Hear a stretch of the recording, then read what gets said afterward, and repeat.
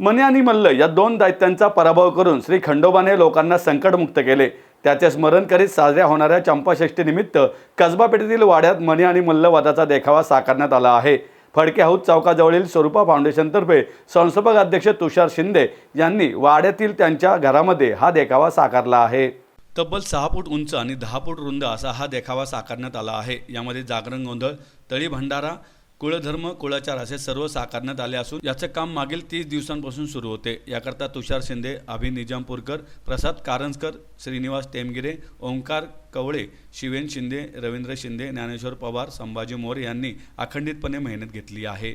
खंडोबाची भूमिका साकारणारे कलाकार देवदत्त नागे, सुरभी हांडे, प्राजक्ता गायकवाड यांनी देखील या देखाव्याला भेट देत याचे कौतुक केले आहे। फाउंडेशनचे संस्थापक तुषार शिंदे म्हणाले, मार्गशीर्ष शुद्ध प्रतिपदेपासून हा उत्सव सुरू होतो। याला खंडोबाचे नवरात्र असेही म्हणतात। खंडोबा हे ज्यांचे कुलदैवत असते अशांच्या घरी हे नवरात्र असते। त्याप्रमाणे आमच्या वाड्यात देखील हा उत्सव दरवर्षी साजरा होतो। आम्ही दरवर्षी विविध प्रकारचे देखावे साकारत असतो। यंदा हा मनीमल्लवादाचा देखावा साकारण्यात आलाय, तरी पुणेकरांनी हा देखावा नक्की पाहावा असे आवाहन त्यांनी केले। नमस्कार, मी तुषार शिंदे, स्वरूपा फाउंडेशन संस्थापक अध्यक्ष। आज आम्ही या ठिकाणी आपल्या कुळधर्म कुळाचाराच्या माध्यमातून चंपाषष्ठी उत्सव आयोजित करण्याचे ठरवलेले आहे। चंपाषष्ठी उत्सव म्हणजेच आपल्या नवरात्र देवीचे जसे 9 दिवस असतात तसेच आपल्या कुळदेवतेचे म्हणजे श्री खंडेरायांचे 6 दिवसाचे घट असतात। या काळात भाविक उपवास धरतात। त्यानंतर होम, याग, रुद्राभिषेक, मंत्र या अशा गोष्टी, अथर्वशीर ग्रंथपठण अशा गोष्टी चालू असतात। या ह्याच्यातून भाविकांच्या ज्या काही धार्मिक कार्य आहेत ती सगळी पूर्ण करण्याची त्यांची ध्येय धोरण असतात, ती पूर्ण करत असतात।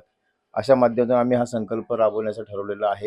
याच्यातून श्री खंडेरायांनी ज्या 2 राक्षसांचा वध केला होता त्यांची नावं राक्षसांची नावं मनी आणि मल्ल अशा 2 राक्षसांचा संहार केलेला आहे। त्यानंतर ऋषींनी परत श्री खंडेरायांना स्तवन केले आणि सांगितले की तुम्ही या समाजासाठी पुन्हा उभे राहावं। तेव्हा श्री खंडेरायांनी या समाजाचे कुळदैवत म्हणून उभं राहण्याचा प्रस्ताव स्वीकार केला आणि समाजासाठी कुळदैवत म्हणून उभे राहिले।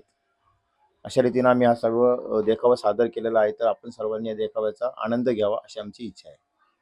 प्रकर्षाने दाखवणारी गोष्ट म्हणजे आपण या ठिकाणी आपल्या कुळधर्म कुळाचा सर्वात अविभाज्य घटक म्हणजे जागरण गोंधळ, तळी भंडार या सर्व गोष्टी आपण इथे दाखवलेल्या आहेत।